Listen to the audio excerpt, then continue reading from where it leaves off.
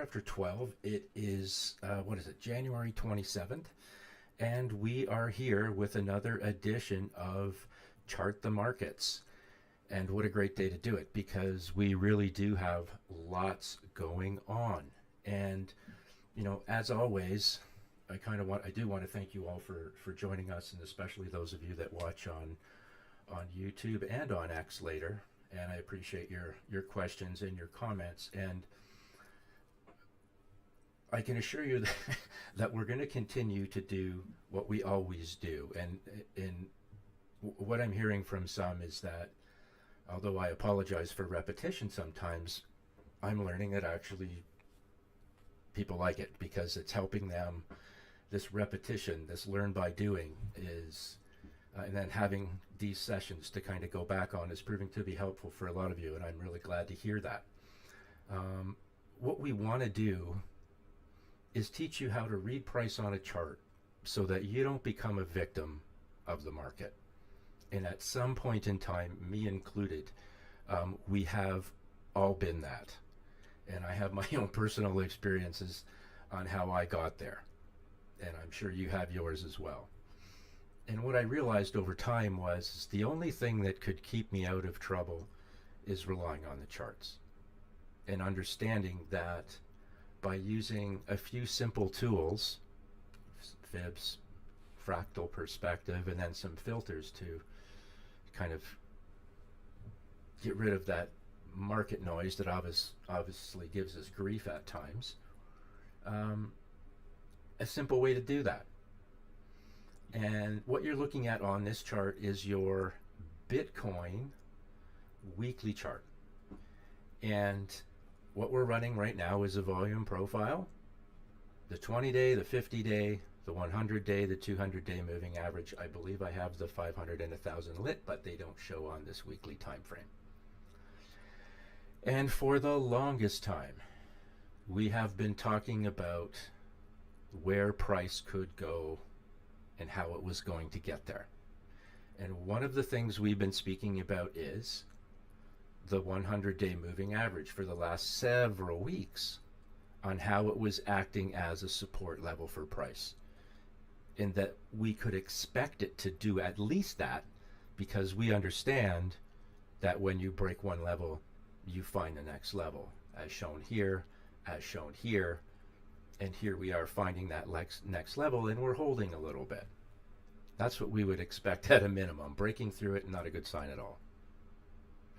But we're waiting for price or the market to make up its mind. And it obviously hasn't quite done that yet. Right now, for those of you that join us regularly, you'll notice that these are just regular candlesticks. Where's that script thing? Well, what we're looking at the bottom is that script thing in an oscillator. And I want to thank the good people at TrendSpider, particularly Dan Oshman, for walking me through this. And Dan is the president of TrendSpider, and he actually has promised that he will join us next week, perhaps on Thursday, to talk a little bit more about technicals and this platform in particular. But it was with Dan's help that I was able to create this as an oscillator. And why is that good for you? Well, first off, it can unclutter your chart a little bit. But some traders are just more visual, right? The histogram thing is very easy to get. And the signals that you get on the script, you literally get in an oscillator. And eventually this will be in the TrendSpider store along with our regular script as well. If you're interested in TrendSpider, BL25, we'll get you another 25% off if you wanted to try it out. And I love this platform. So what we can see, again, we have support. You can see the histograms representing the momentum down, just like the divergence does when we look at our T-line and 5-EMA. Now we're just visualizing it in a histogram. Right? So we can tell that these impulses down, that's momentum. Impulses up, that's momentum.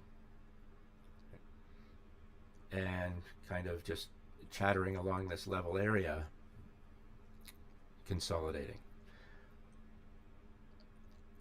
The volume gap to the right of this chart is really interesting for me because if you get a pop, where would you most likely get a little bit of resistance? Possibly at that shelf up here.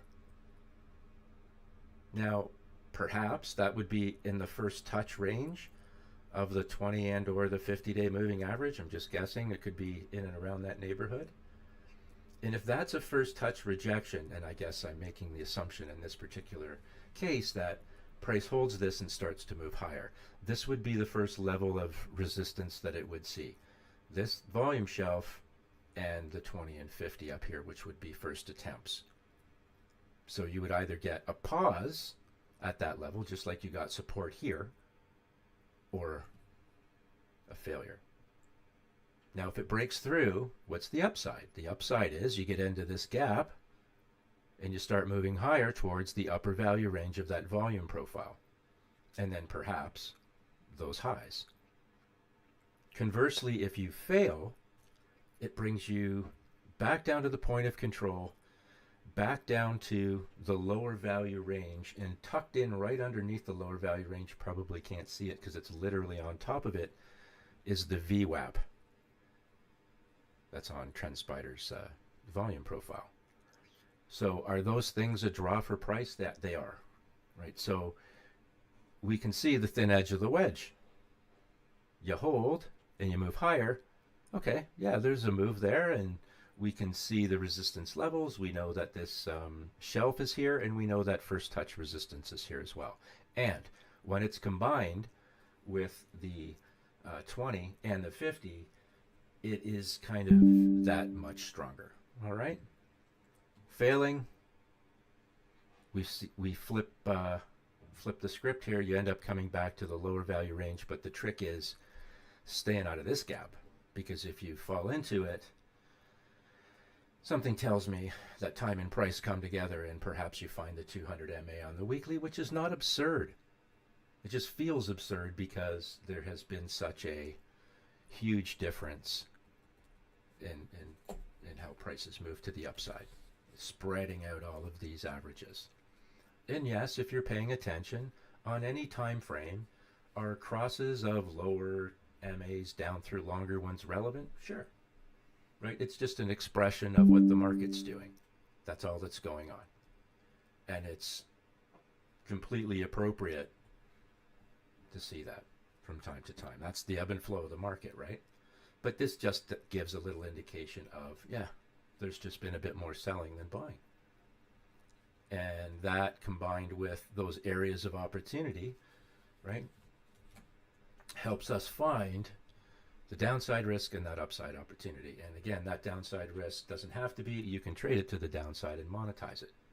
But we can see on this weekly chart what we're looking at. And if we start to scale back, because everything is fractal for us, and I'm just going to hide this momentarily and put our script back on. There we go. Here's our volume profile, so that those gaps that we saw there, they're being represented up here. So you can see the why you want to move to the upside. You'd love to hold on the daily the point of control, right? And it's really beneficial to understand that, you know, current price is sitting at that level as you're looking at that weekly chart trying to interpret what might happen.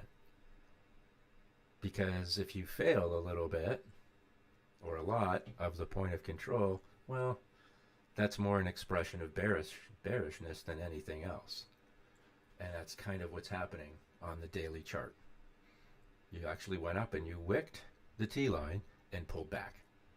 And we've showed that phenomenon a million times when you do that, right? You just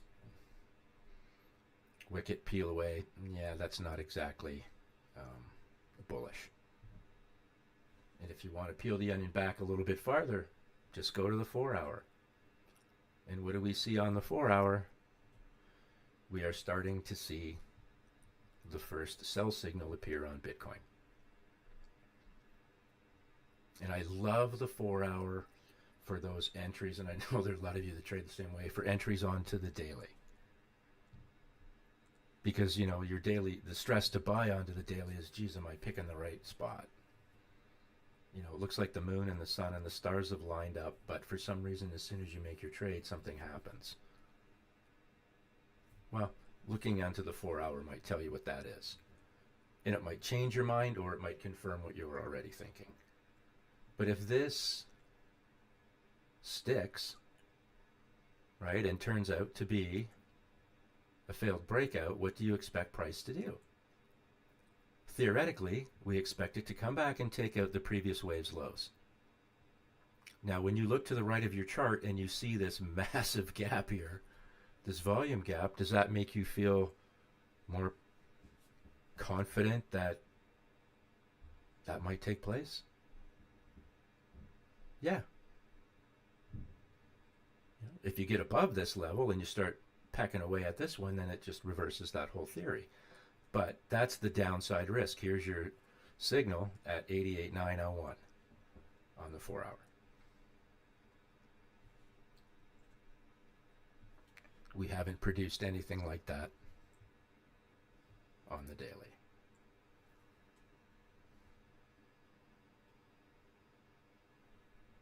Somewhere in there.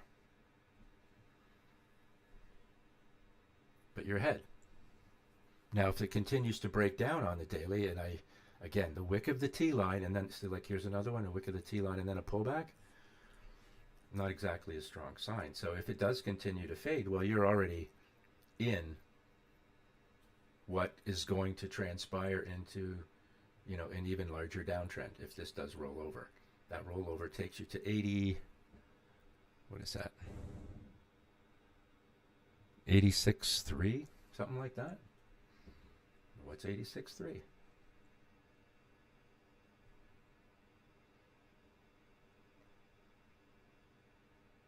Right in here. So it's, you know, it's basically the ledge, the shelf of the volume profile on the daily.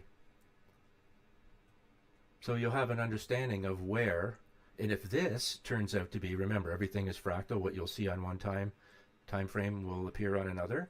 Well, we showed the fractal breakdown on the 4 hour, turns, you know, the failed breakout. This is the same kind of thing on the daily. Roll over, take out the previous low, that brings you right back down to the same place. And that's why we use, because we actually saw this appear on the 4 hour. And if that continues the way that it was anticipated, then this will do the same. And that brings you into a whole other discussion, because then you're looking at this level again as kind of a last line of support, right? You don't want to fail that.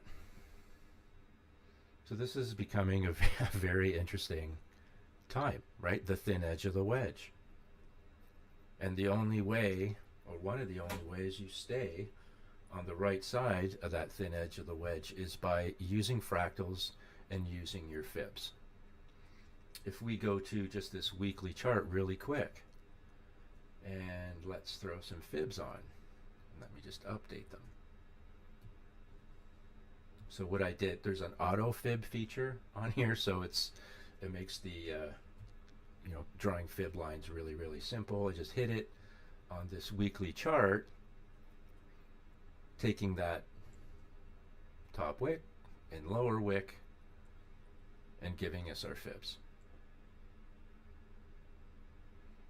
Up here at 109.5, and I think we may have looked at this last week, that's the 618 level to the upside.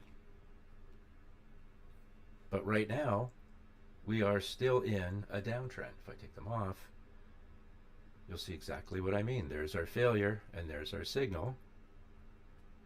There's that divergence opening up, and here we are. This trend down is still intact. Now, what do we talk about when, this is actually really key to review. So we break down, see this separation here, down and to the right? That's again an expression of momentum. And when you have that type of momentum approaching that major moving average where you would hope to find some support, it can't hold. There's just too much. Do we still not have the same type of thing here? We do. You know, it's only Tuesday, so let's not hang our hats on this weekly candle. But at least today, you know, you had a close below the 100, the first one. So that's a note to self moment. This current candle wicks the 5 and pulls back. We know what needs to happen. We know what price action looks like when it's going to break out and what happens when the trend changes. This is not a representation of it as of yet. For now, right? All of this can change quickly. But this divergence that's open and down and to the right as you approach levels that you hope to find some resistance at, you know, that's a little bit of a clue that it may not hold, or it will certainly struggle to hold. I want you to note that this pink level here, that's the point of control, and look at how price has just been sitting on it as well, right? Wicking down to the 100, but basically closing in and around that level. So you can see how relevant it is. And if this does fail, is it realistic to think that it would come back down to the point of control? Of course. So don't be alarmed by these, what feels like sudden movements in price that just end up coming back to a level that is acceptable. All right. Now, let's just look, since we have this chart up, and maybe I'll switch to TradingView chart for a moment. I just want to make sure you're on the right chart. Okay, we are. Let's look at United Health. Now, I guess it was earnings.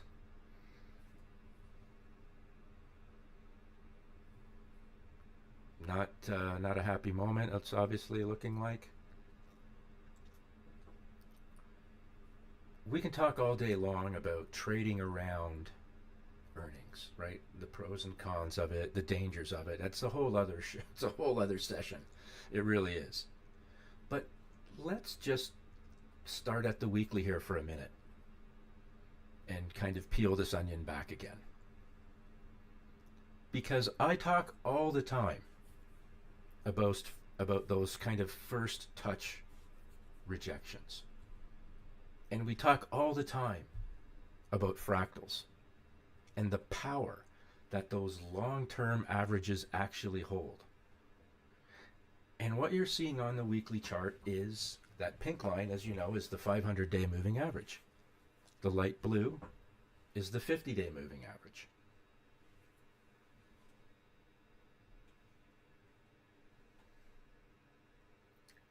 Just back this up a touch. Does this not remind you of the Bitcoin chart that we've looked at? Whether it was the day, I think it was the daily, right? Where price was pecking away at the 500-day MA and it kept failing and failing and failing. Right, well, this isn't exactly the same thing, and it's just ironic that it's the same MA. But it's doing something similar, right? That test fail, test fail. You know, you go back, you try again, you fail. You go back to break down, come back to the 20, try again, fail. And we showed on the Bitcoin chart what happens when price actually meets a lot of these levels simultaneously. And we talk all the time about not knowing what the next candle holds.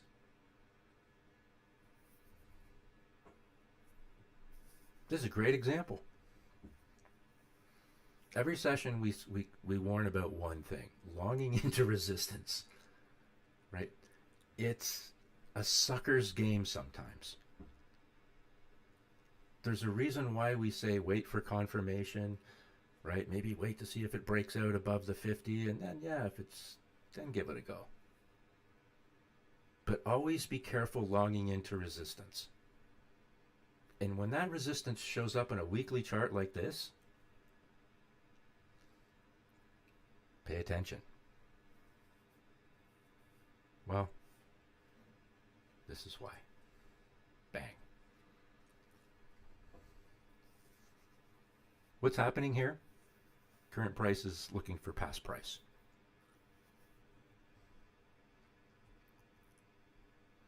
When we talk about,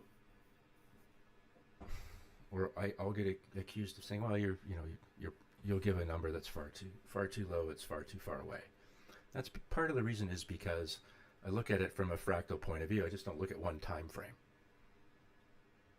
And it takes time. We talk about this in the streams. You're always going to be frustrated with how much time it actually takes for the moves that you are confident are going to turn out for them to actually appear.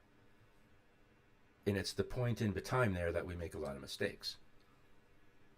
Because we get frustrated, the money's burning a hole in your pocket, you want to put it in play, and you can't wait for your setup, right? Let the market come to you. Have a set of rules that you stick by. And one of them is be very careful longing into resistance. This is exactly what I'm talking about. Because even if you bought this signal, right, you're longing into resistance, you're failing, you're trying again. You just gave away everything if you didn't have a stop in. Now, I'm technical. I don't care about why this stock went down. I'm not interested in that stuff. I'll have an opinion on it, but all I'm talking about is 50-day moving average and the 500-day moving average on a weekly chart. That 500 days is probably over a decade of compressed time. So does it mean anything when you can't break through that decade of compressed time? Oh, and just for good measure, we're going to throw in the 50 to hit your head on too? Did you wear a helmet? Oh, and by the way, it's not the first time we've looked at this. We've talked about this before. Where do we believe this thing is really going? I believe it's really going $200. Said it before. Go back in my Twitter feed. It's there for ages ago. This little bit of a slight recovery was really nothing. On a weekly chart, this move was just simply a nice little move up in a downtrend.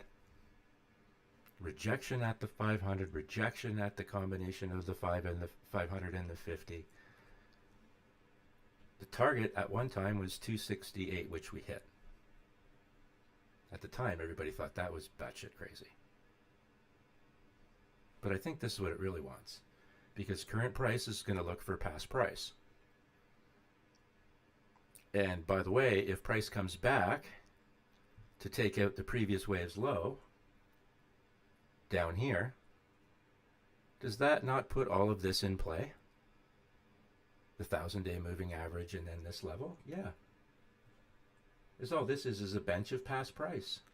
That's all this level is here, is a bench of past price. I'm sorry, I was referring to this level.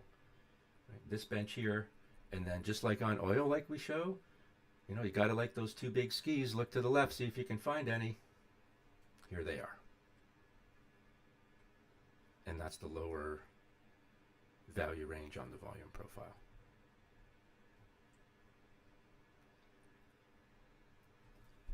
How did that big gap get created? It got created here, right? Right in here. One day you'll revisit it to the upside, it's just not today. So this is going to be really interesting to see if this thing comes back to take out this previous wave's low and come back to tag the 1,000-day moving average.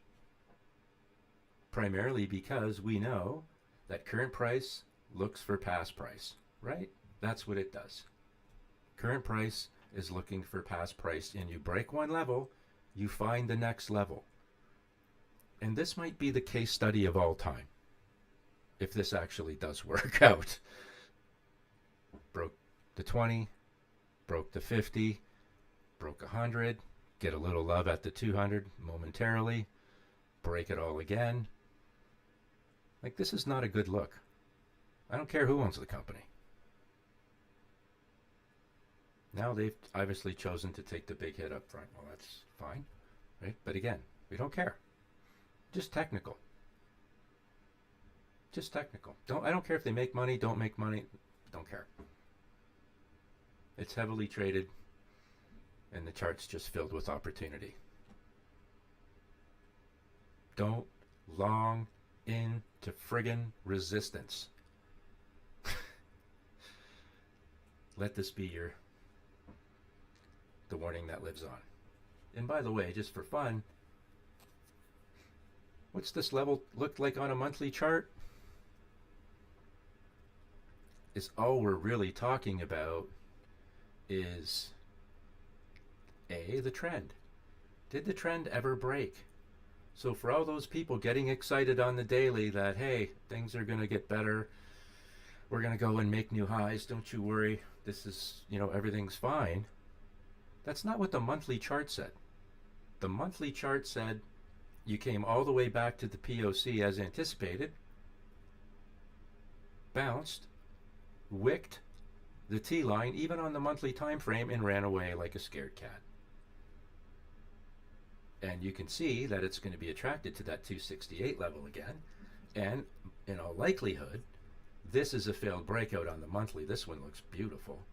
Going to come right back down to the previous wave's low and the point of control on the volume profile, and dollars to donuts, you'll strike the 200 MA monthly. And I don't know. What do you think happens if you fail? You're looking for more past price. Areas where buyers and sellers have shaken hands in the past. This isn't a personal point of view on a business. This is a personal point of view on a chart. And if you think TA is just BS, and you're all upset, well then I don't know what you're upset about. Because you should be focused on the business. This is a representation of what money is doing, not what people are saying. A real-time representation, fractally. And we see these things on multiple time frames always. And again, this reinforces on this monthly, on a stock that's highly traded, that what you saw on your 15-minute Bitcoin chart appears other places. Just like Fibonacci's in nature and Fibonacci's in finance. Everything is fractal. What you see on one time frame, you'll find on another. And no, we don't care. Why? Right? That's where you hurt yourself. The why. Why did this happen? Why did this happen? Does it matter? Who cares? The only thing that's important is, do you have the ability to combine the 1-2 punch of price and trend? Go back in our streams when all this was going on. We talked about where this was going, and we drew this for a reason. Here we are. And there's the 200, and we haven't quite touched it yet, but I think we proved our point. One day, this will be opportunity to the upside. But notice the divergence as you approach a major moving average. Does it hold? No. Notice the divergence that stays intact as you play around on the 50, on the weekly. Did it hold? No. Here's your flush candle. Divergence still intact. Is it still intact as you find the next major moving average or the next level? Yes. Did it hold? No. And here we are again. When we go back in time and all of this sounded nutty, I get it. Does sound unrealistic. But this is what happens in the event that these downtrends continue. So on a weekly chart, were you getting excited about these 3 green candles here that couldn't break the 50, couldn't break the T line, nor could it close above the 50 or the 5 EMA on the weekly chart? No, it could not. Should you be excited about those? Absolutely not. Because the trend is not changed. So having the ability to read the green candles is one thing, but understanding what's going on with trend is another. Right? And that's, again, the powerful 1-2 punch. And if you don't hold the 200 when you get there, does that put the 500 in play? On the weekly chart? Yes, it does. It's just a simple matter of breaking one level and finding the next. time and time and time again.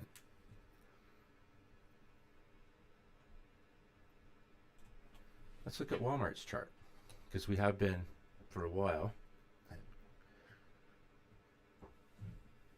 So we're basically sitting with 2 red weeks.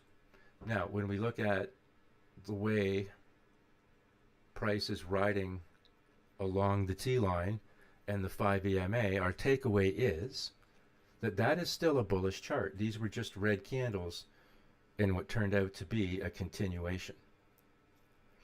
When price holds this T line, especially on the longer term charts, during its uptrend, so you actually get a continuation, as you see here, off the T line that takes out the previous wave's high without coming back and tagging the 20, those are strong moves. Right, like this is another example. Like here you're riding up the T line and the 5 EMA and all that divergence sticks, and the little retracements that you have don't really tag the 20. Those again are signs of really strong moves.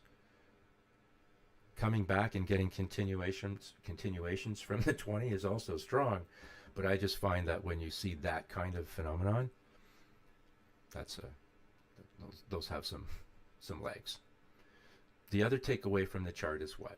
The volume profile from all of this is all grayed out, which tells you it's light trading, right? There isn't the concentration of volume that you see down here where it's all blue. You see these gaps, they affect just the price the same way when you come back to, to tag it. So that level on the weekly chart, 115.09, that's the T line. What is 115.09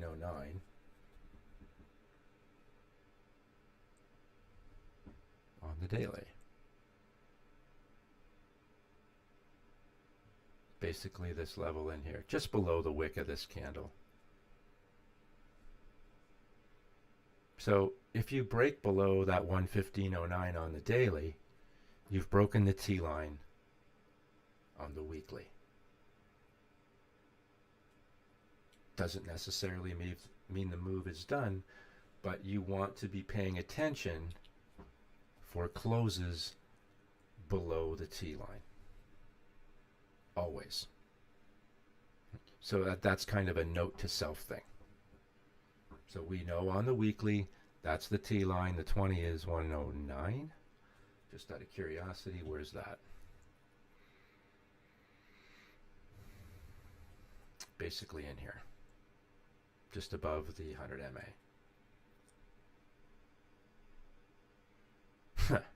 Right in the middle of this gap. So that 109 level, that's the 20 on the weekly, basically cuts through the bottom of these candles here.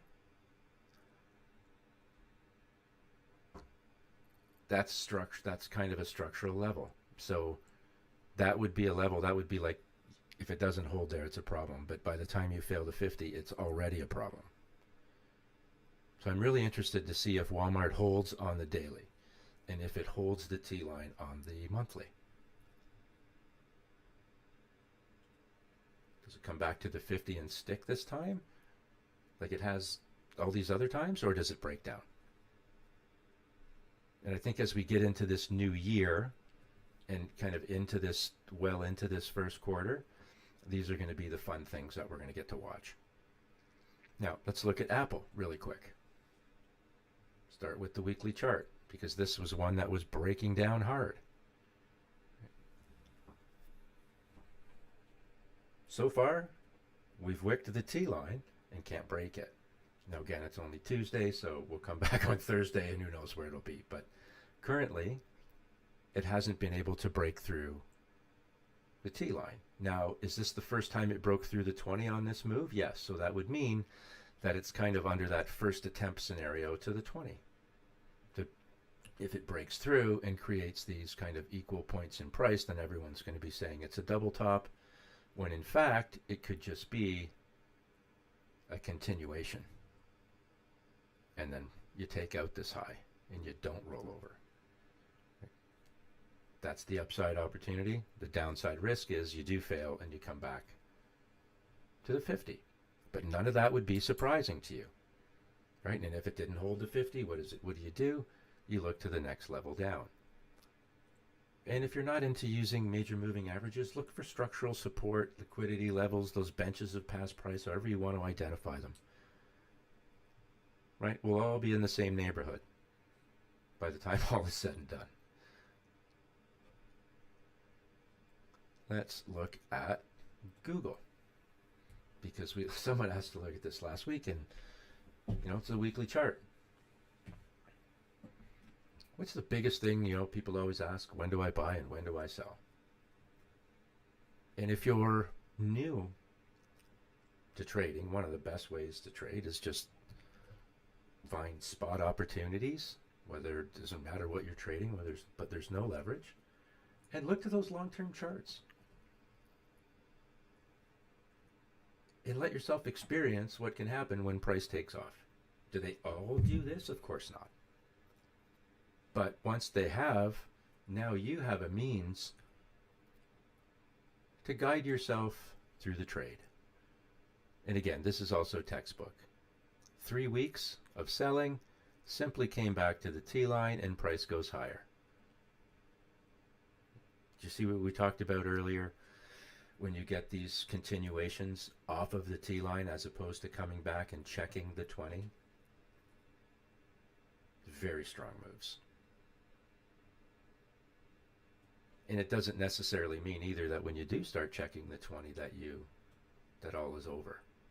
This would be, whenever you do come to see it, it'll be a first touch, and you would hope that it would get some support. The same analogy that we would use on anything else.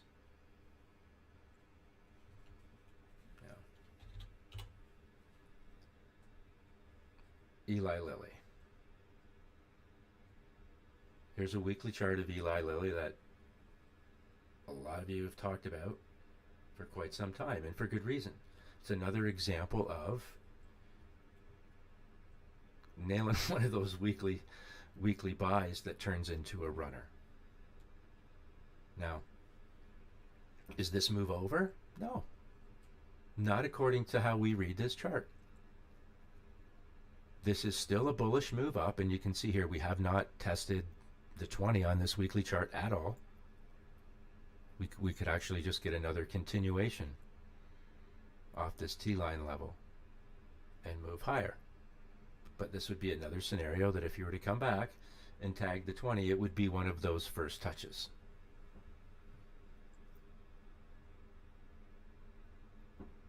Don't know why it doesn't like the volume profile, but it doesn't, so let's take it off. So interesting, here we are sitting on the 50. Weekly chart's very bullish, but I don't like the daily. I don't like seeing the sell signal at the 50 after it's been tagged a little bit and then all of a sudden wants to break down. Does this not look like that failed breakout kind of scenario that we see all the time? Price moves up and then starts to fade. Come back, take out previous waves lows. Starting to. Right, starting to a lot actually. So it might invalidate what we see on the weekly. If this does break down and you do get another close below the T line, this might be vulnerable to being given away. But it's just one time frame, one chart at a time. I think part of the problem for many is that they trade too much too soon. Right? You have too many things going on, too many things that you're trying to analyze, trying to pay attention to what's going on in the outside world for news. But ultimately, everything that you need to know is on your chart. So this is USD JPY. So this is a currency pair. Now, obviously there's a reason why I'm showing you this chart, but currencies have a reputation for being volatile all on their own. And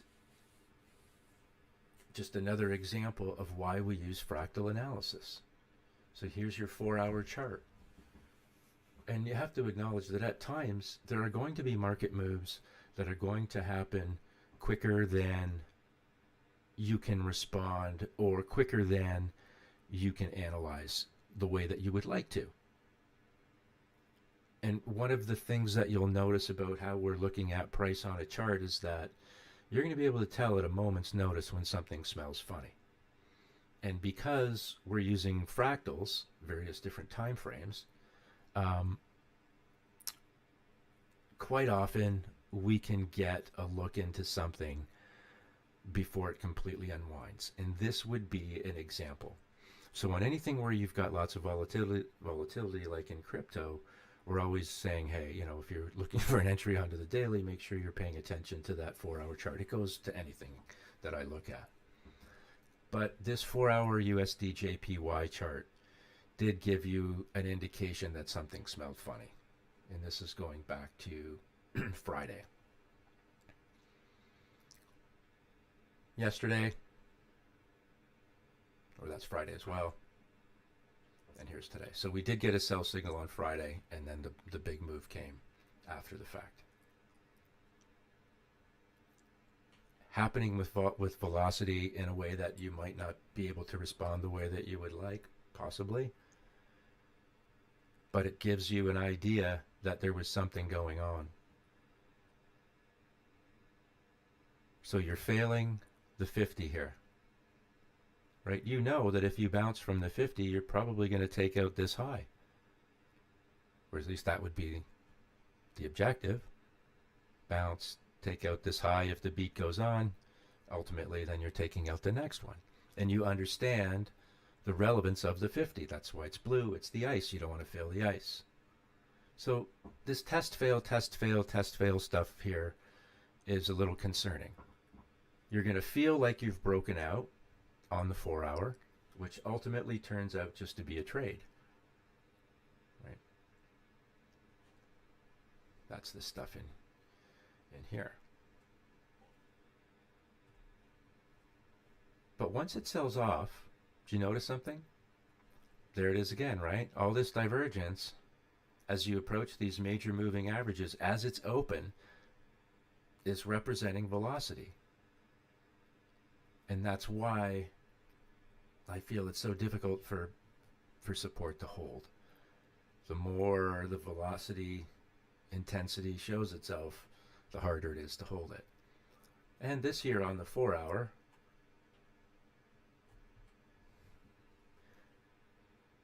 thin edge of the wedge, right? Impulse down. Talk about this all the time. Impulse down. Then you go sideways, you make an attempt, and then you fail the T-line, or you fail the 5 EMA type level, or you can't get a close above it. We've seen it in different forms, right? And then boom, you fail, and you take out the previous wave's low, and this momentum to the downside is still open. And this is a currency pair. It could be Bitcoin, it could be IBM. More velocity than you'd like, but the way that price behaves ultimately is no different. And everything is fractal. And if we actually, let's just let this load and then we'll go to the weekly chart. So you've broken the 100, 150.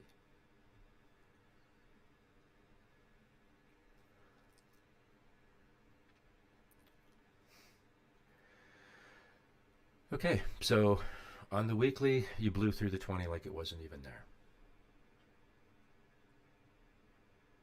Now, this is probably one of the most important pairs in the world, right? USD JPY for various reasons. Again, that would be a whole other session. But this level here and this level here, I've had on this chart for a long time. And when I showed this chart to someone, they said, well, if you get into this neighborhood anywhere south of here and, you know, down to 130, then there's something wrong and there's something broken. So let's just see if this holds these levels. Right? I don't like how prices blow. This is a gap, a little bit of a gap down on this weekly. Came up and wicked and then pulled right back. break to 20. What do you think we're looking for? Break one level, find the next. Is there velocity even just starting because the momentum is so intense to open up here? Yeah. And what do we know about that velocity when the T-line and 5 EMA are spread apart like that and facing down to the right? It's hard for price to hold at an area where you would expect support, just like we've showed several times. Same applies on the way up, right? But let's just take note. This is a lot of heavy movement down. So keep an eye on this USD JPY chart, because it's kind of spooky. Let's look at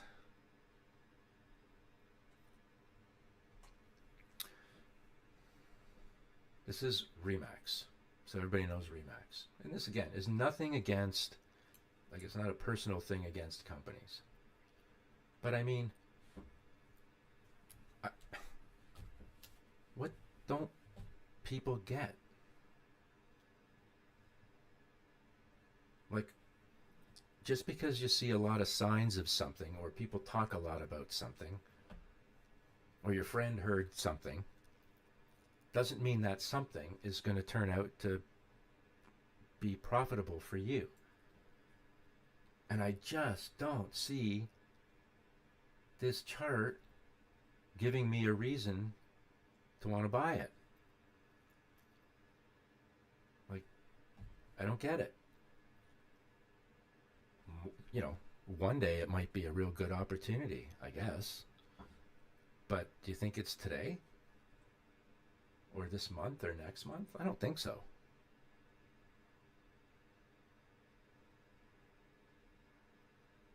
It just hasn't shown us that it has anything that wants to move higher. Now I understand the business they're in, right? It's going to be a tough grind.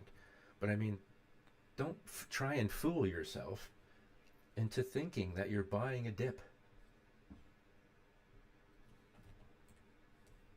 Was that a dip? How about that one? Or this one? What about this one? Or maybe this one? Or don't forget that one.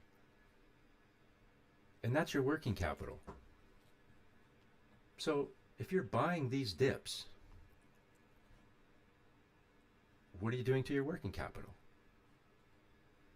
It's becoming less efficient and less effective. And it's just simply sitting there burning. Now, you're going to tell me, well, that's dollar cost averaging. I guess. That works if those dips are in an uptrend. But you're not in Kansas anymore, Dorothy. This is not an uptrend.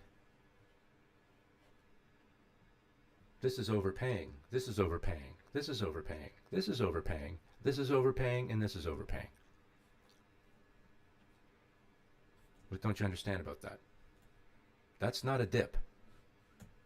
That's you being monetized by someone who knows more than you. Or you not monetizing yourself because you don't know enough. This is not a dip. That's not a dip. That's a dip. That's a dip. That's a dip. That's a dip. That's a big ass dip. That's another little dip.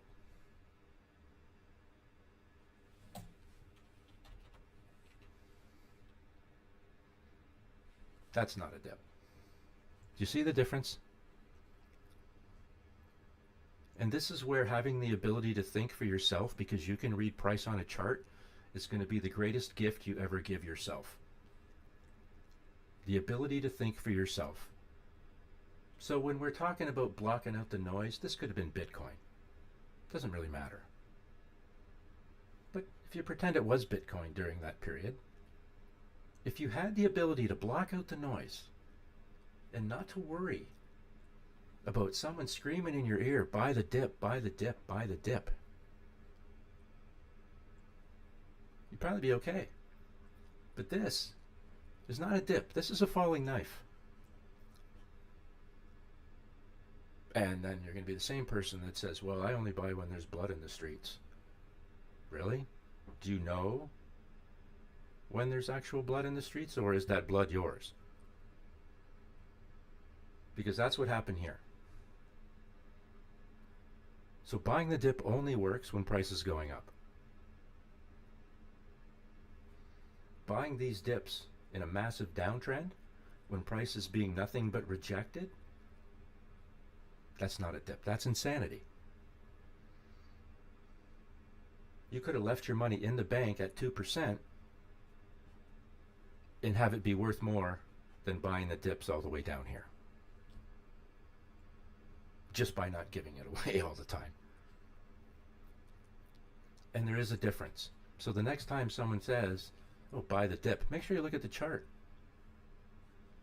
And buying the dip is just a pullback in what looks like a greater uptrend that you can confirm on multiple time frames. But this is not buy the dip. And if you don't understand the difference, at a quick glance, you're always going to make the same mistake. Right? And typically, that's probably not what you want to be doing. This is the Dow, and the Dow appears to be moving in a different direction than the indexes. So you see the SPX is up, NASDAQ's up, SPY's up. But the Dow is down. Sometimes the Dow gives us, and this has happened before, where the Dow, when the market pulled back, seemed to be the first one to sell off a little bit. I don't know if it was back in, was it April? Oh, it was up here. It was in February. The Dow was the one telling us that there was something going on long before the other indexes did. I don't know if that's what's going on here or not. All I know as a chartist is that we've broken the 20. It's not the end of the world. You've broken it before, right? Oh, by the way, that's a dip, and that's a dip. Okay? But if this is a failed breakout and you come back to take out this previous wave's low, it does put that 50-day in play again. And I guess you've heard the expression, and I don't know if it's from Mark Twain, but it was, how did you lose your money? Slowly and first, and really, really, really fast. Or how did you go bankrupt? Slowly at first, and really, really, really fast. I don't know if that's what's going on here or not, but that keeps every time I think about it, that pops up in my head again.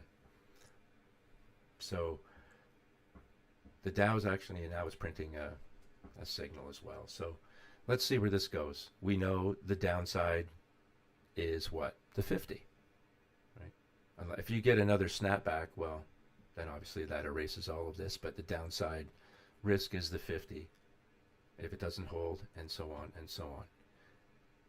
If you do get a move higher, just like every other one, you're looking to take out these highs. What's concerning is the flatness of it, right? So we'll see how this unfolds, but let's look at the NASDAQ in comparison, and it's going the other way. Right? So this was kind of the wedge that we had in here, and it's broken out. Just take this off. But it's quite evident to see the difference in what price is doing. And then the SPY, same thing, SPX. Now, what has moved higher over the last little while? Oil. I know, it's hard to believe, right? And here we are at a real critical point. We're revisiting the 200 MA. Remember, we wicked it, retreated, and here we are again, testing the 200 MA. And what's really interesting is that, at least up till this point, even with, the heavy red days, trend was not broken. There's enough momentum, enough push, enough buyers to keep the trend intact to the upside. And interesting, I didn't even notice that until now.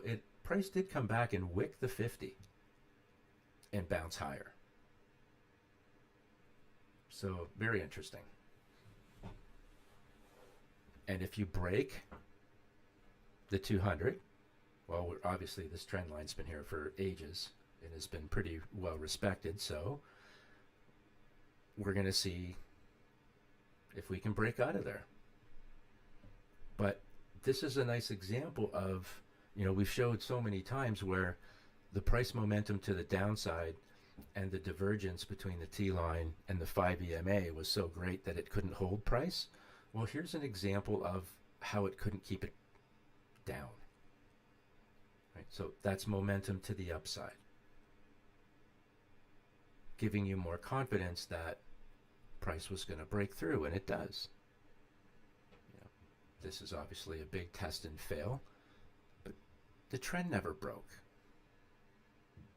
Little test of the 50 and then pop, but the trend never broke. So it's important to be able to read price, but you have to overlay that with an understanding of what is the trend doing. Because without that knowledge, you're kind of feeling around in the dark with a blindfold on. You know where the light switch is and the candles. You can see what it's, you know how to turn it on and off.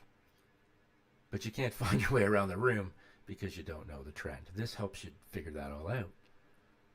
All this stuff causes you stress that knocks you in and out of trades. Any trade on any time frame.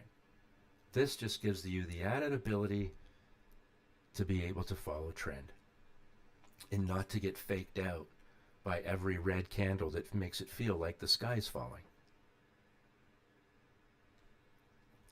Causing you probably to pay more in fees than you're comfortable with.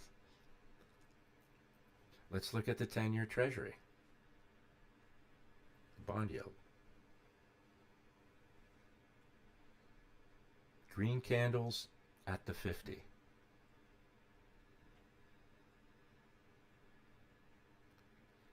You don't know what's coming after the next. You don't know what's coming after this current candle, just like you don't know what's coming after this one. But when I get green candles at the 50, the ones that give me signals like this, those are the ones you'll wake up in the night for. And if you don't think that this trend is strong, like this gap up here created this kind of a knuckle, right, between our T line and our 5 EMA, that big air gap, that's caused by that momentum higher. Well, the market doesn't like those big gaps there. The horse doesn't like to be too far away from the barn, so what does it do? It comes back and closes the door. But the trend is still higher. Yeah, impulse up. Feels like the sky's falling in a retracement back for a little bit, but the trend is holding. This is the 200 MA, that's the 500 MA. If you break through these levels, what's in front of you? How about 0? Maybe this is just a back test on the daily. Again, thin edge of the wedge. This is the monthly. We've shown this before, right?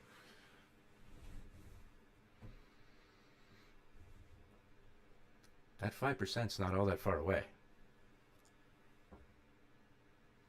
And rates spiked, and yeah, they pulled back a little bit, but did they break down? Not at all. Right? They've held up here.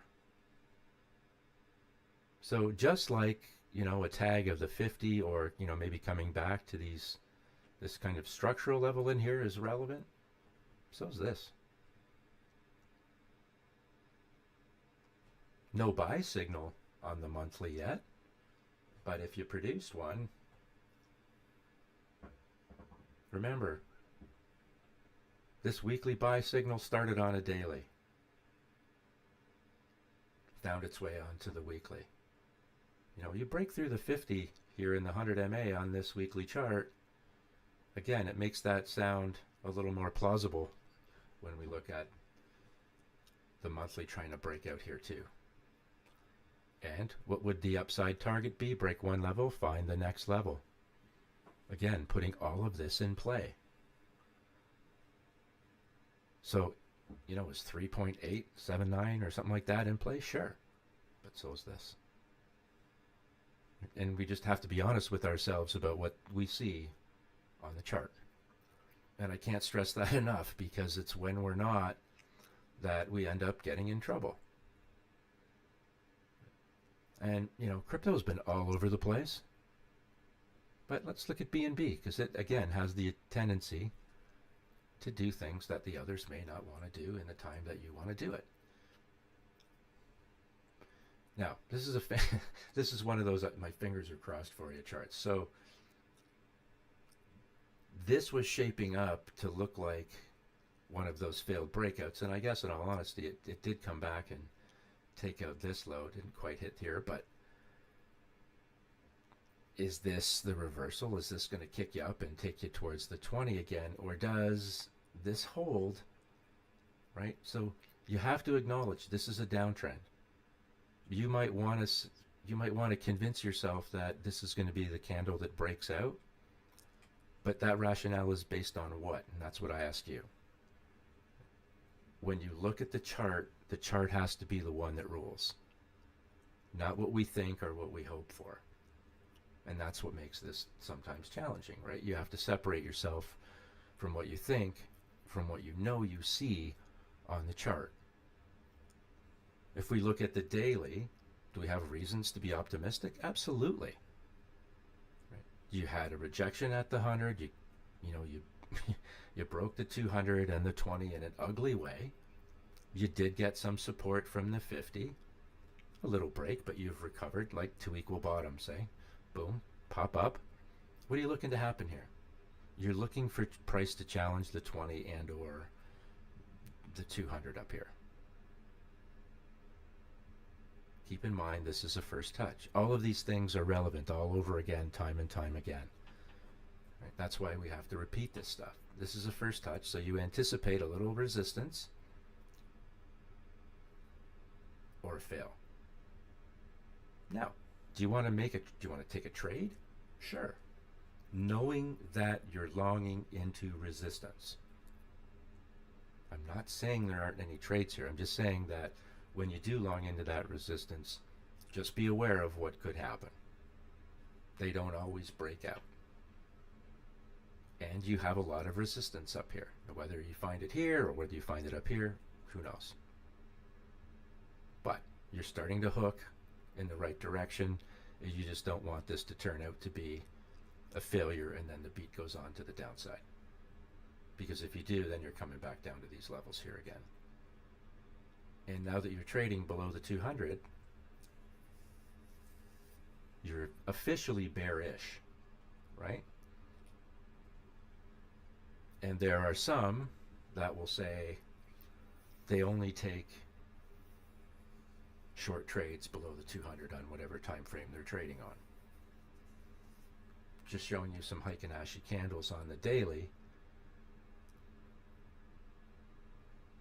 to give you an idea that this thing is still problematic. Heikin-Ashis, if you don't use them and you want to play with them, just know that you're looking at a candle that's been developed for trend, not necessarily price specificity. So you can see actually up here, here's the body of your candle, but yet the actual price is here. And sometimes that causes people a little bit of confusion at first if you don't understand that, right? They do look a little different, but that's okay. They look different for a reason. So, here our signal goes off on this candle. Another system I used probably would have set it off on this candle. I know we're can be trying to thread a needle, but they're very good for trend. And they work really well with our system too. So if you sometimes get confused because your regular candles get noisy, right? What do we want to do? We want to filter noise off our chart. And using the Heikin-Ashi is a way to do that. It's a different representation of compared to a traditional candle because there's a look back involved, but it is very accurate for trend. Okay. Just quickly on the weekly. So what we'd be this potentially would be an entry candle short if you hadn't gone short yet. Ideally, you actually could have been short up here. Never mind down here. But this is still a short, a great entry. Again, why? Because you've got a candle with no upper wick. And that's really what I'm looking for. So for those of you, I'll just do this real quick. Go back to the daily. Glenn, can you repeat that again? Sure. A So candle with what? with no upper wick. So if I was looking to go short, right? Yep. I'm looking for the first candle, and in this case it would be the first candle, with no upper wick, right? Doesn't have an upper wick, and a parabolic above price. The parabolic is what helps confirm the move down. Now in this case, our signal actually fired the next candle. So That that's what I statement look for. is $1 million statement. I just wanted you to say it again. Thank you. You're welcome. In this case, actually on the road up, here's your first candle with no bottom wick, but there's no parabolic below price. So theoretically, you would wait for the candle with the parabolic below price. And this one happens to print a signal, our signal as well. So, but I think the Heikin-Ashis are great for traders that need to help where the noise is problematic, right? I think using the Heikin-Ashis in combination with our other filtering system is actually pretty powerful. It doesn't change how price behaves. Like, look, here's the 4-hour chart, and where are you finding some resistance at the 50-day? Because it's the first time that you're seeing it since you broke it over here. More likely to get some resistance. Other than that, nothing else really changes.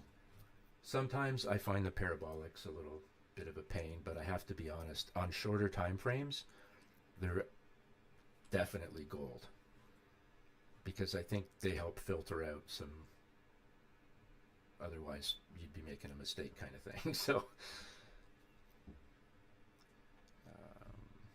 and if there's another chart you guys want to look at, just say so. I think ETH is showing us pretty much what everybody else has been showing us. Here's resistance, right? First touch, break, break, break. And all of this, another great example, impulse down, right? These impulse candles, the ones that don't, the following candles really don't give you any sort of a snapback, and just either, wick the T line or the 5 EMA and fade, or, maybe they can't close above, that type of thing. And all of this divergence stays open is telling you a story. That the trend is still down. Even with these, 2 green candles, trend's not broken. And if it does fail, if this is the failed breakout, you come back down, you're coming back to the 1,000. And you've been there before, right? It's not the first time.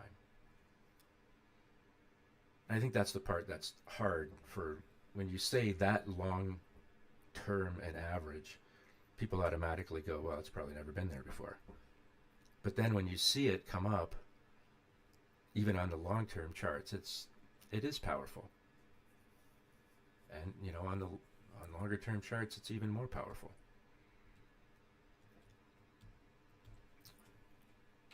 I'm going to do this. Thanks, Ian, for the tire pump on BW. I saw that. Thanks. But this is Hold on. What stock is that? BW. Oh, okay. Oh, yeah. I don't know that one. Okay, thank you.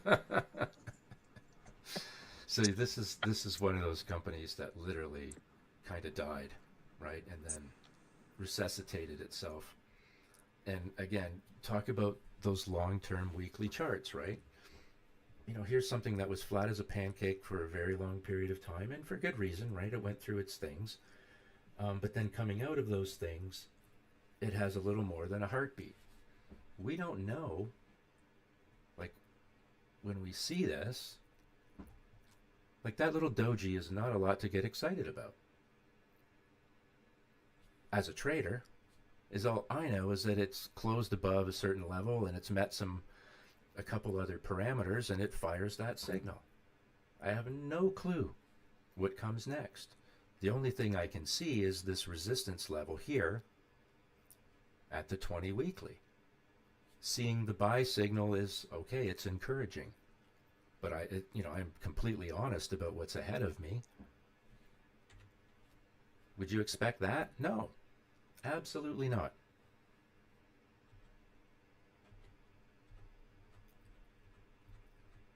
Having the ability to monitor trend, like, so I know I joke with people with people in the Telegram that you can trade without your candles. If you really want to, you can. Understand that that's the insurance at the top, that's the a little bit at the bottom that you end up paying, and everything else in between is yours. But can you figure out how to manage this trade because you understand trend now? Sure. Sure can.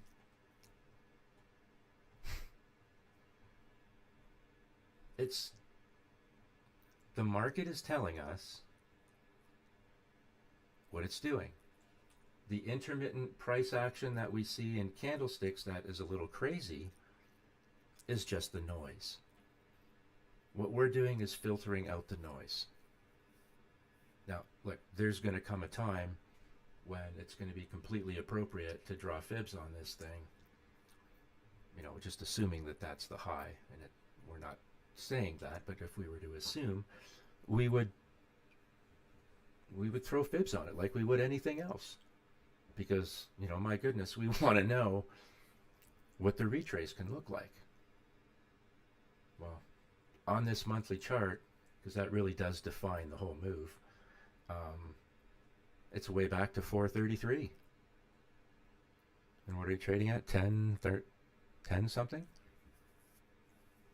So nobody wants to give away all your profit.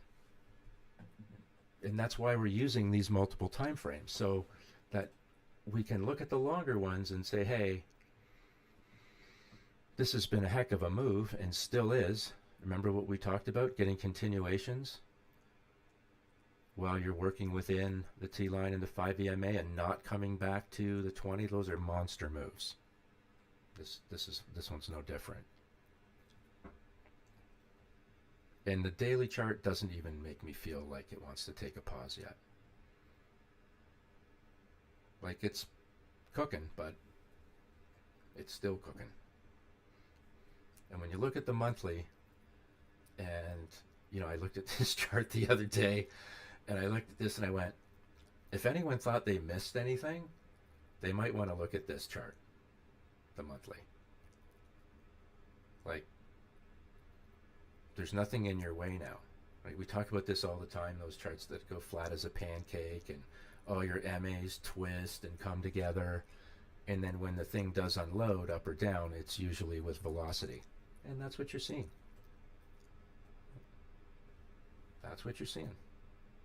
And when the thing does pull back, it's going to pull back to the T line or the 50 in this case on the monthly, if it was to do that. And just take a look at it fractally each and every time. Does it look like it wants to pull back on the monthly? No. Does it look like it wants to pull back on the weekly? Not yet. The daily still looks strong. And that's all we have to go on, is what's in front of us in the here and now. And protect ourselves. If this has been a long trade and you want to protect yourself, well, use these fractal looks to give you an idea of where that protection might want to kick in. And you'll probably find that using that daily, weekly, and monthly look will give you a number somewhere in the neighborhood that's going to make you feel comfortable. You've been in something for a good period of time and you've had a nice run. Are you prepared to give away a little bit off the daily, to what looked like might be just a violent retrace? Yeah, probably. But are you prepared to give, like, all of this away above the 1000 MA? Probably not. But because you understand trend and you have an idea of where those other time frames are in relation to that trend, you'll be able to manage it really well. Right? You'll get good at managing your own trading style better than anybody. Like, we can teach you how to understand how to read price on a chart. We can teach you how to read the trend within the price that you see. We can teach you what these breakouts and breakdowns may look like, but you're the one that's going to have to manage your trade. And ultimately, you're the only one that can do that. The difficult part, again, is the noise. Right? Like, let's be honest, that's a daily chart, but does the 4 hour look crazy sometimes? Sure it does. This one's not too bad. But it's the noise that causes us stress. And it's all I'm trying to do, and this is what I had to do for myself. I'm being completely transparent about this, is that I had to find a way to filter out all that nonsense so that I didn't get sucked into those tornadoes. And the answer is what you see on the screen. Now, I know that I can be accused of maybe holding on to something too long, it would appear.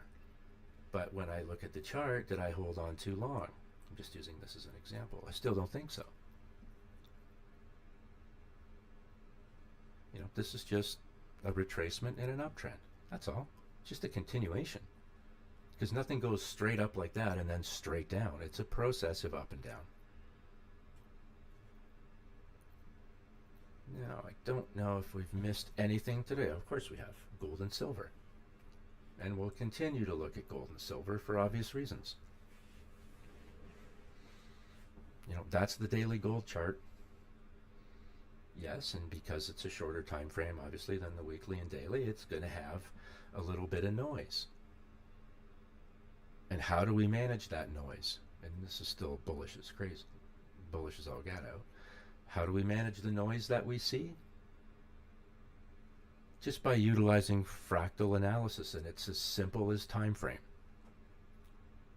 And on the weekly, at no time, a little blip in here, but you kicked off right off the 20 again, and that was back in December and January, and boom.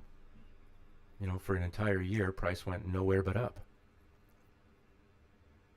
Is that a good trade? Is that a good investment? I think so. Looks it. And yikes, when we see the monthly chart, does this monthly chart not look like some of the lower time frame crypto charts we see sometimes? Again, showing you that everything is fractal. What appears on one time frame appears on another. Yeah. Where this thing stops, I don't know. Right? We can just go off what we see in front of us, and right now this just looks like it wants to move higher. And when it does pull back, regardless of time frame that you're looking at, you'll have an understanding of where price might be going. So let's say hypothetically next month candle was a giant red candle, or starting to shape up as that. Would you anticipate it to come back to the point of control, or maybe the T line? Because that would be a support level. That's an area where buyers and sellers have shaken hands in the past. Yeah.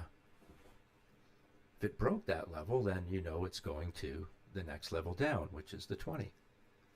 And it's a process of time and price coming together to meet. But we've shown this a million times. Right? These things do not go up forever. It doesn't matter what the asset is, and there will come a time when you retrace. And there's a difference between a retracement and a collapse.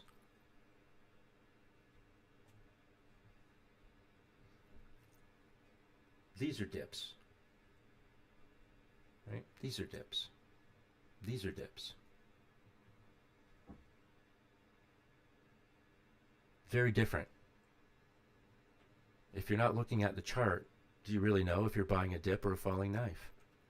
You probably didn't before you started looking at a chart. I know I didn't.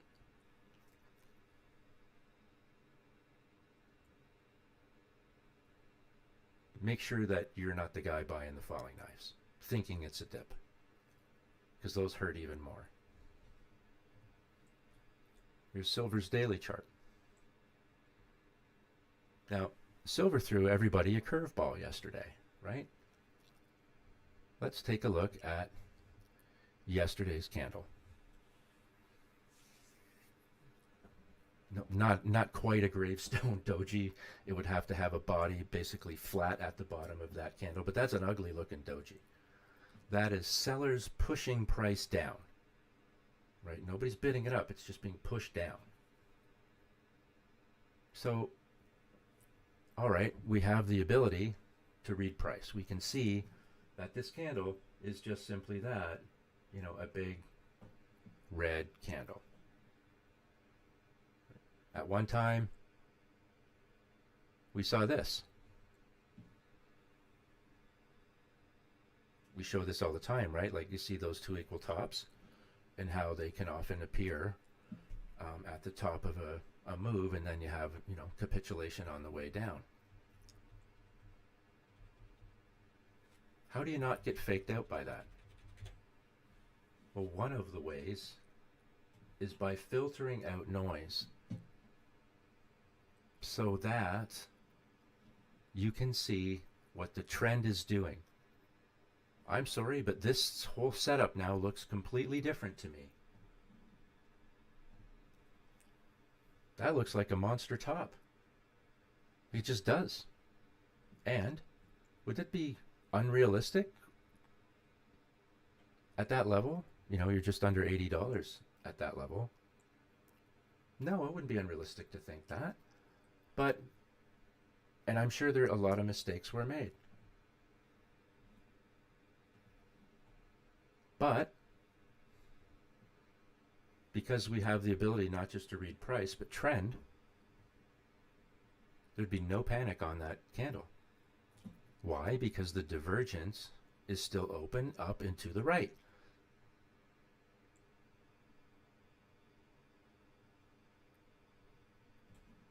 If you thought the sky was falling here and then we're shaken here, then you were reconvinced on this candle, if that's all you were looking at. But that wasn't the case at all. Trading above the 200, you're getting continuations from the T line. Super bullish. So even though that looked like a top, wasn't a top, trend was still up. It's like, she loves me not. She loves me, like literally you're doing that to yourself.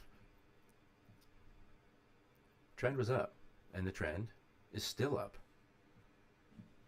This candle, if you were using our system, this daily chart would not have fooled you. Right?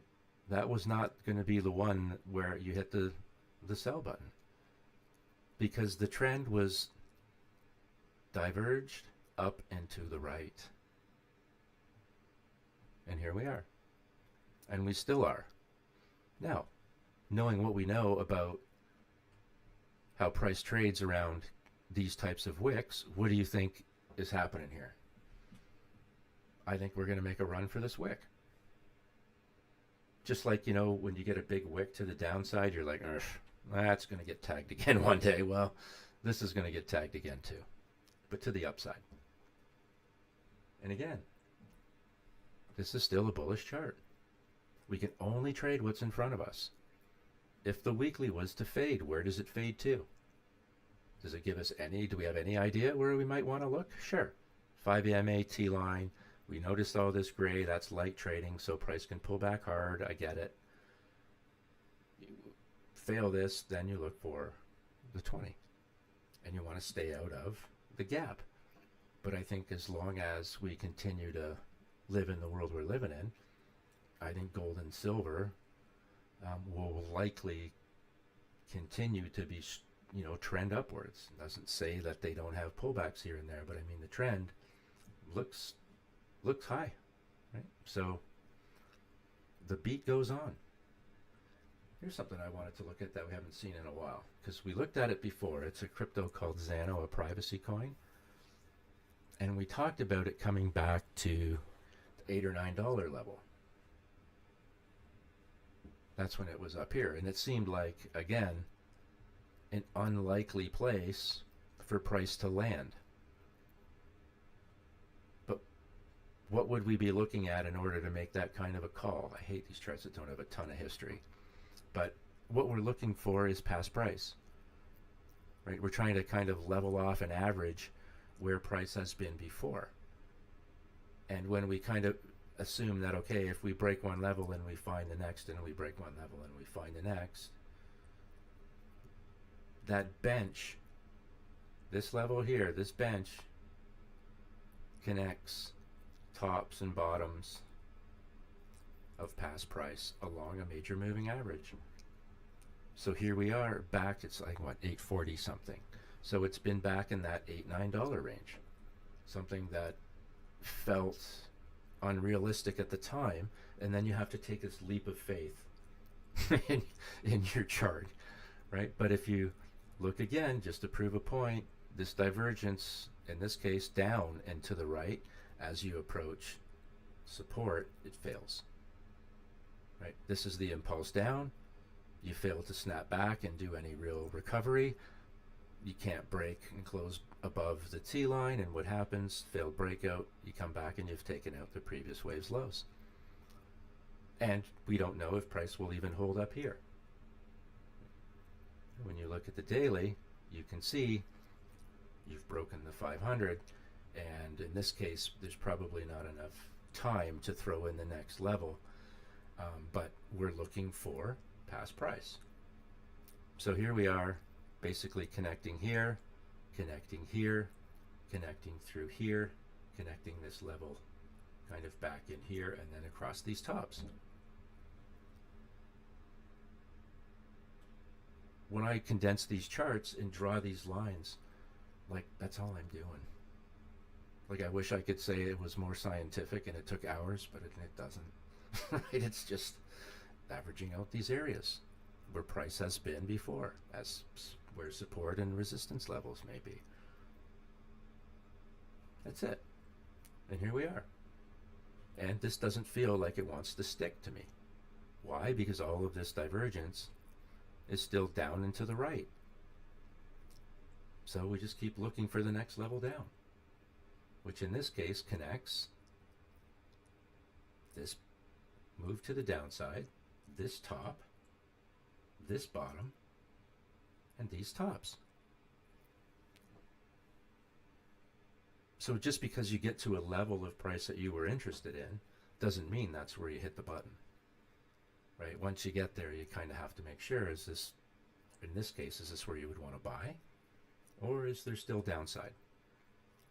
In other words, this is not a dip, this is not a dip, right? That's what I'm getting at. So let the market come to you. Don't buy the falling knives like this, right? These are dips, sure, but these are not. So I think there's more downside here even still. And I think we're seeing that on a lot of charts, right? Again, it's not an attack on any one particular asset.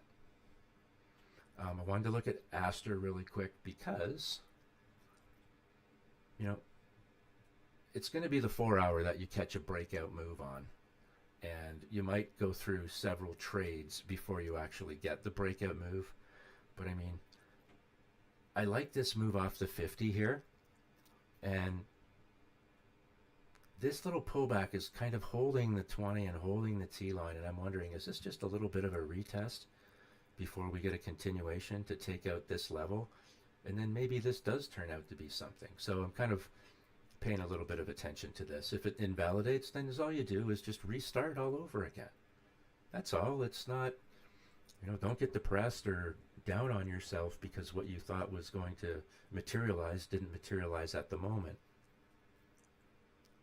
Monetize the chart, take the trade. If it turns out to be a runner, that's great. But certainly paying attention to see what happens here. All right. But I certainly do want to come back later in the week and look at, obviously, our Dow Jones chart, because there's something going on with these indexes, and keep an eye on the bond yields, oil, and the US dollar, or DXY. And ay. Okay. So you can tell. Sorry, by my. So let me just go to the weekly here. In one of our streams, I think we talked about this 96 level, and I think I called it the oh shit level. Pardon my French, but that's exactly what it was, and we are breaking it with some velocity. What's the next level down? Well, here's 1000 MA on a weekly chart, which is a heck of a lot more than 10 years worth of condensed time and price. You're probably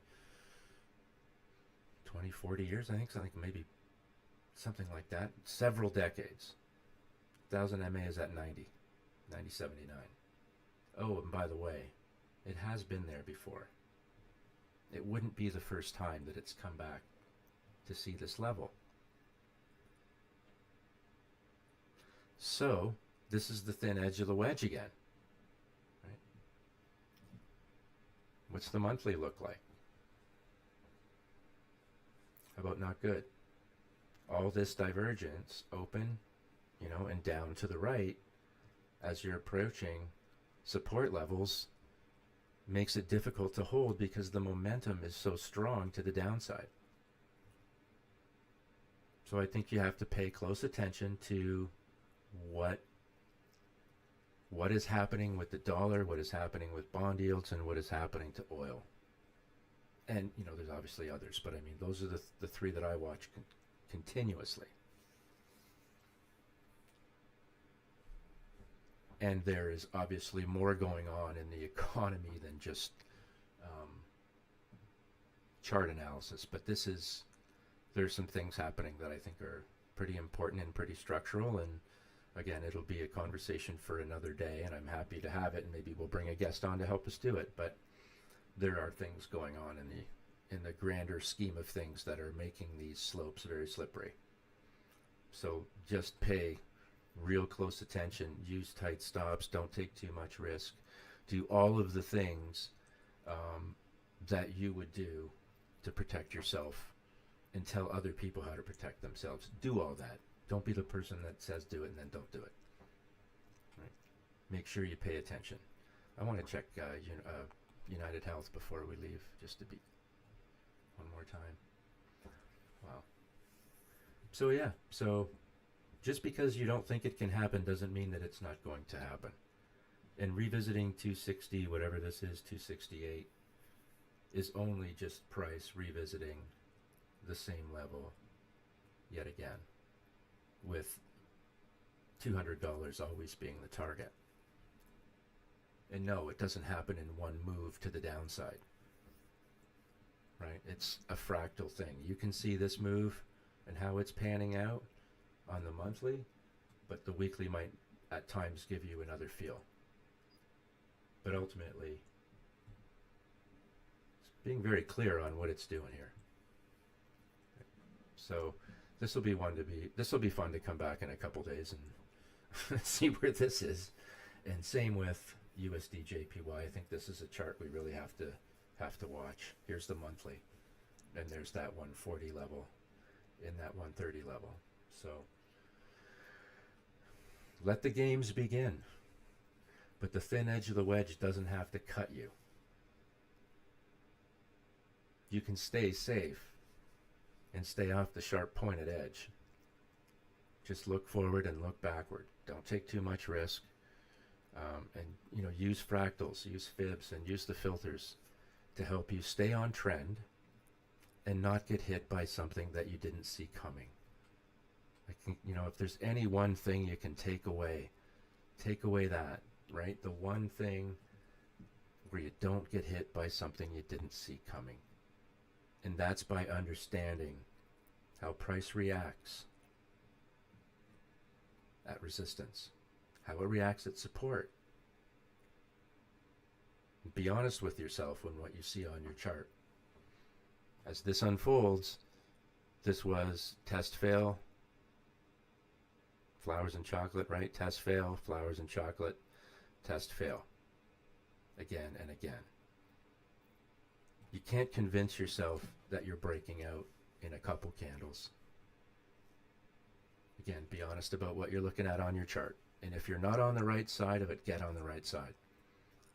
Because if you're not, again, you don't want to be long here, do you? Are you going to let your ego or your pride keep you long here? Especially if you're trading with any leverage? I don't think so. Just be honest. You know, price moved in a different direction. You made a mistake, however you want to characterize it, but get on the right side of it. Don't jump around, but I mean get on the right side of a trend move. So we'll see you back on Thursday. If you have any questions, you guys know you can always reach out. And yeah, we'll see you next Thursday. So I appreciate you watching, and we